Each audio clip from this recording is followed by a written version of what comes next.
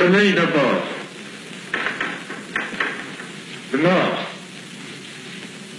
l'est et l'ouest. Jamais d'appartements au nord. Des appartements au sud, à l'est, à l'ouest, au sud, à l'est, à l'ouest, au sud, à l'est et à l'ouest, à l'est et à l'ouest.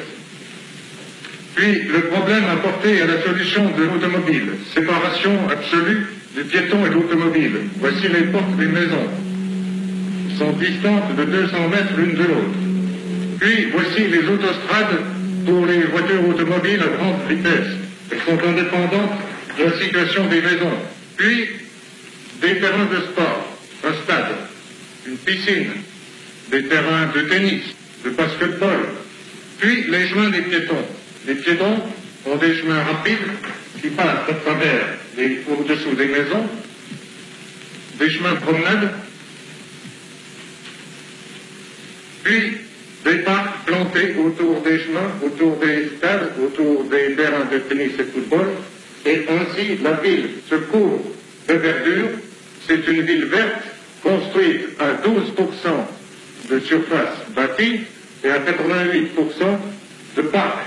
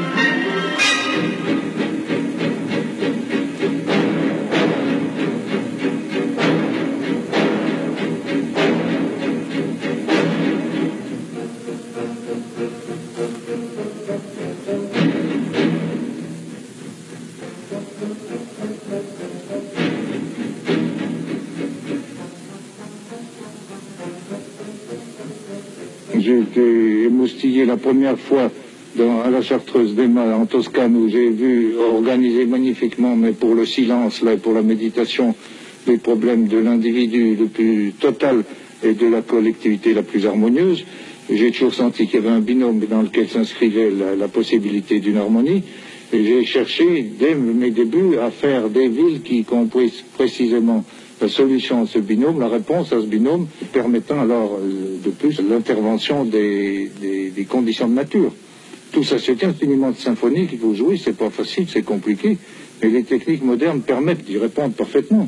Le problème qui est en vue est celui de la maîtresse de maison. Eh bien, dès qu'il y a 300 maîtresses de maison sous la main, si vous les mettez ensemble, vous leur assurez à chacune l'isolation, la solitude et le non-voisinage, si paradoxal que ceci puisse paraître, n'est-ce pas, et je l'affirme, ils auront la solitude, la possibilité des services communs, du gardiennage d'enfants, des maternelles, des clubs de jeunesse, du marché de l'alimentation à domicile. Pourriez-vous nous donner quelques détails sur la façon dont vous entendez libérer la maîtresse de maison de ses charges?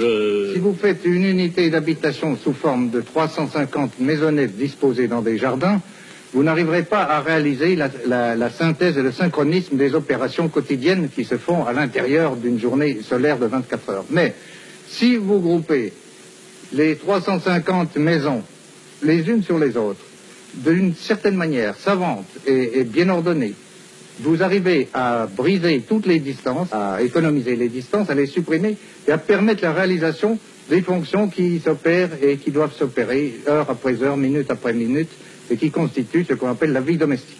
Les charges ménagères commencent au ravitaillement qui se trouve réalisé par la coopérative de ravitaillement, laquelle est située au cœur du bâtiment.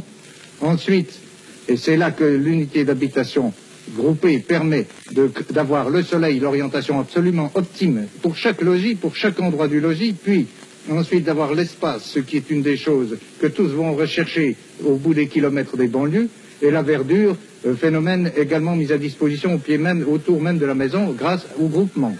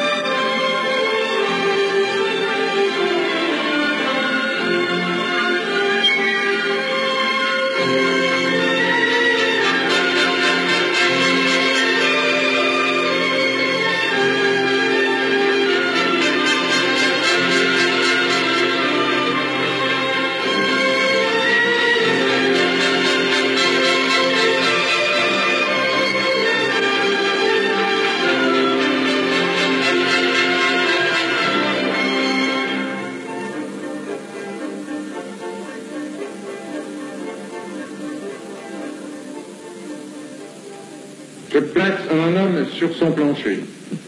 Je place un plafond, une surface de verre au-devant de lui, le pan de verre des immeubles modernes. L'œil de cet homme. Je place le soleil. Je place l'espace, les arbres. C'est fini. Le logis est conditionné. Je multiplie, je installe tous les édifices sur pilotis.